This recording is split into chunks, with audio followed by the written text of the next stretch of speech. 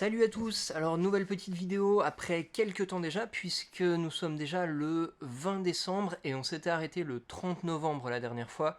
On s'était arrêté sur la libération de notre quartier de Haiju. Il venait tout juste d'enlever les barrières et il s'est passé pas mal de choses entre temps, donc je vais vous faire un petit résumé de tout ça.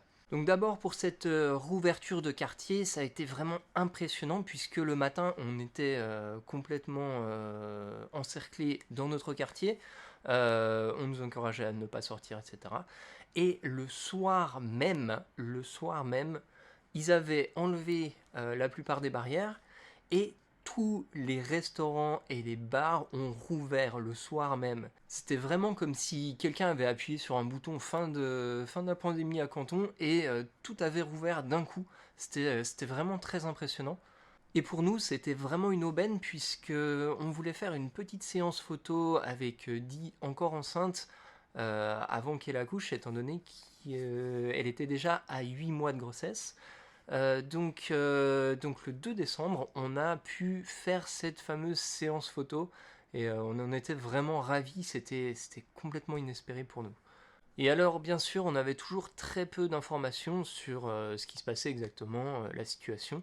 Et tout ce qu'on pouvait faire, c'est voir que les choses rouvraient, les autorisations étaient données de tout rouvrir, et on pouvait qu'en profiter. Et on en a profité, et on n'était pas les seuls, puisque déjà le 3 décembre, on avait une soirée d'anniversaire, alors c'était prévu qu'on fasse un petit pique-nique improvisé avec quelques personnes.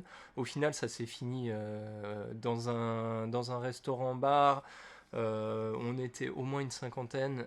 Et la libération du quartier, si je dis pas de bêtises, s'est faite le mercredi, et le samedi déjà, on reprenait les entraînements sportifs. Et en fait, on n'avait vraiment même pas le temps de réaliser ce qui se passait, puisque ça faisait 3 ans, en gros, qu'on était en pandémie, et soudainement, tout revenait comme à la normale, avant toutes les restrictions qu'il y a eu sur la ville, etc.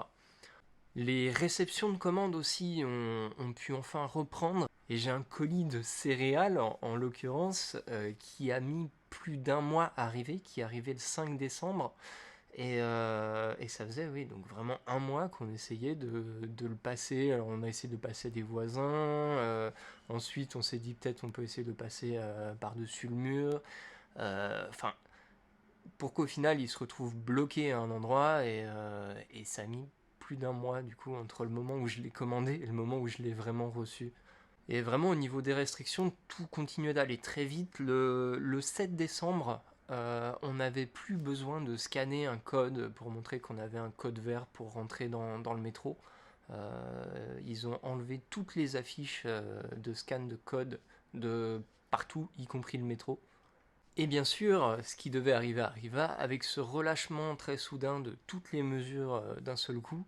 Le virus s'est mis à circuler très très rapidement, et le 12 décembre, on commençait à avoir beaucoup de blagues sur le fait que maintenant on pouvait tous sortir, mais en même temps, si on sortait, on était presque sûr d'être contaminé.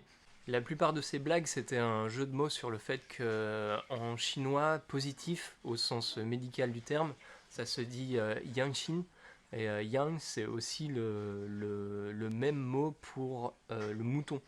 Et donc la blague c'était que maintenant on peut sortir mais il y a plein de moutons dehors, on est entouré de moutons.